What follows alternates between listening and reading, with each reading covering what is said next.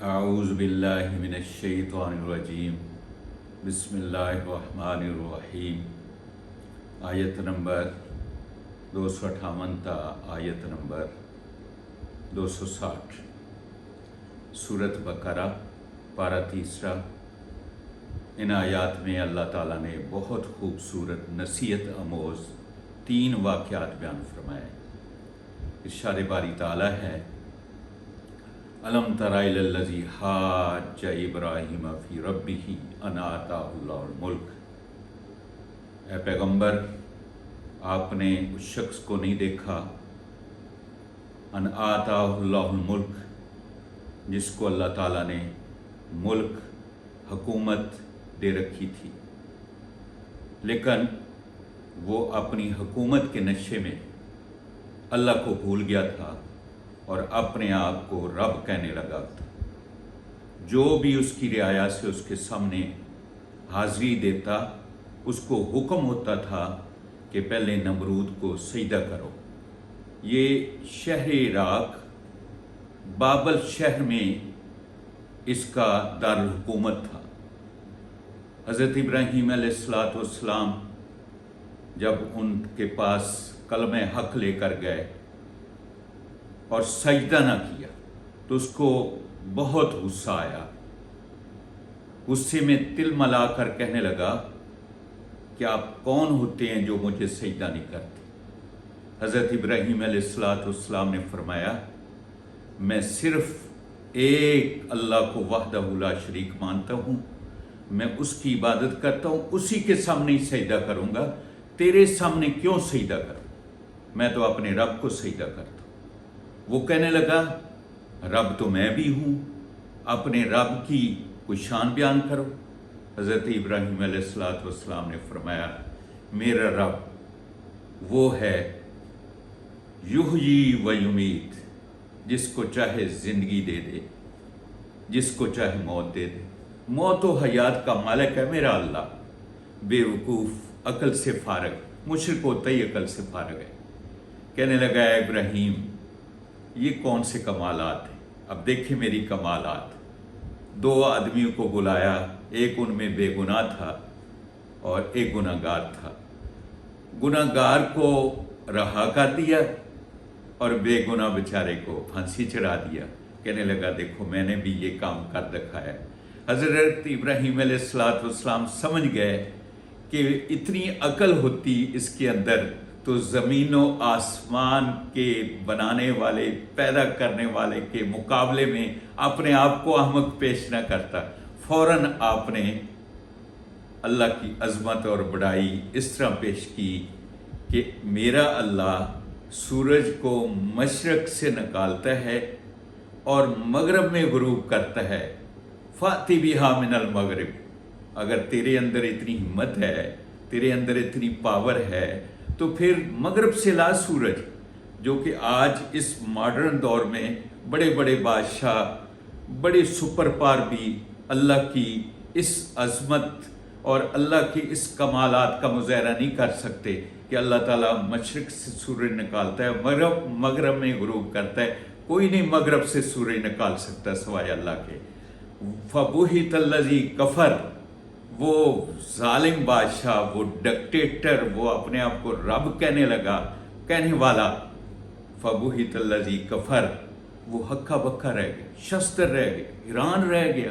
کہنے لگا، میں تو اس طرح کر ہی نہیں سکتا۔ وَاللَّهُ لَا يَهْدِي الْقَوْمَ الظَّالِمِينَ، اللہ نے اس کے بارے میں یہ فیصلہ سنا دیا کہ ظالم ہے، مشرک ہے، اور مشرک کو، ظالم کو اللہ ہدایت نہیں دیتا ہے۔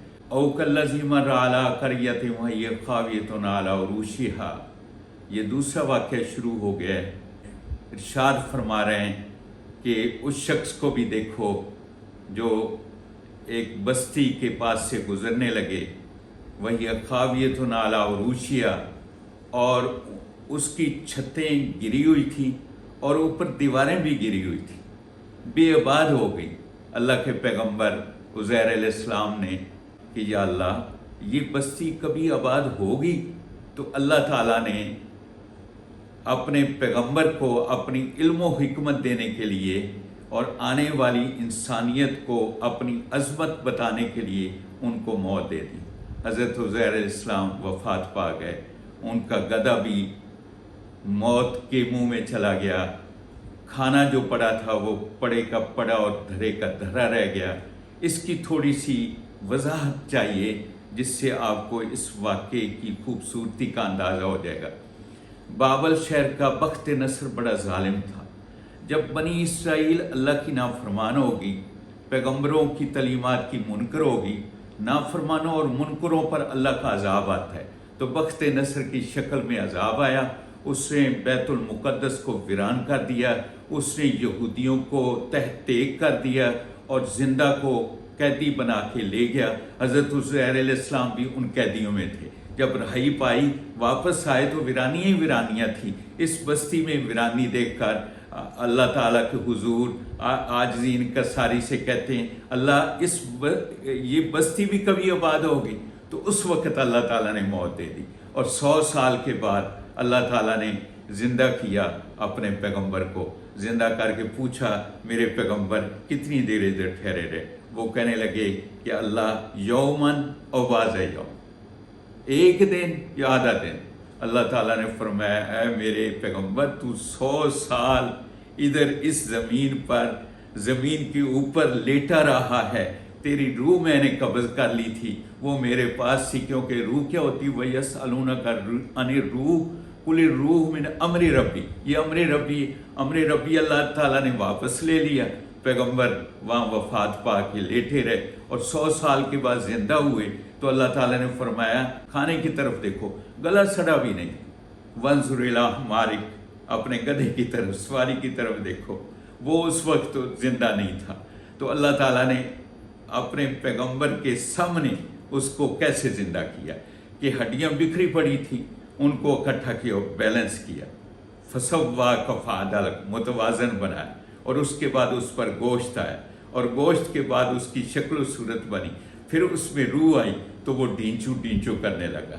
تو اللہ کا پیغمبر حضرت عزیر علیہ السلام کہتے ہیں کہ اللہ میں تو بہت زیادہ پہلے ہی جانتا تھا، بے شک تو ہر شے پر قادر ہے۔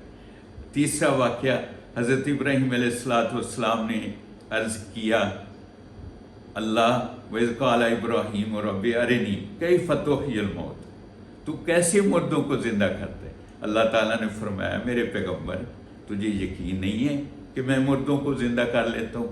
اللہ عین الیقین تو حق الیقین تو ہے، عین الیقین میں دیکھنا چاہتا ہوں، یعنی آنکھوں دیکھے معاملات دیکھنا چاہتا ہوں۔ اور اس میں آنے والی انسانیت کے لیے بہت بڑا سبق تھا، کیونکہ اکثر کفار ان کا کنسیپٹ یہ ہے، آج بھی ہے، کہ بس 4 دن جینا ہے اور پھر بس ہر شے ختم۔ نہیں، اصل پارٹی تو مرنے کے بعد شروع ہونی ہے، زندگی تو اصل مرنے کے بعد ہے۔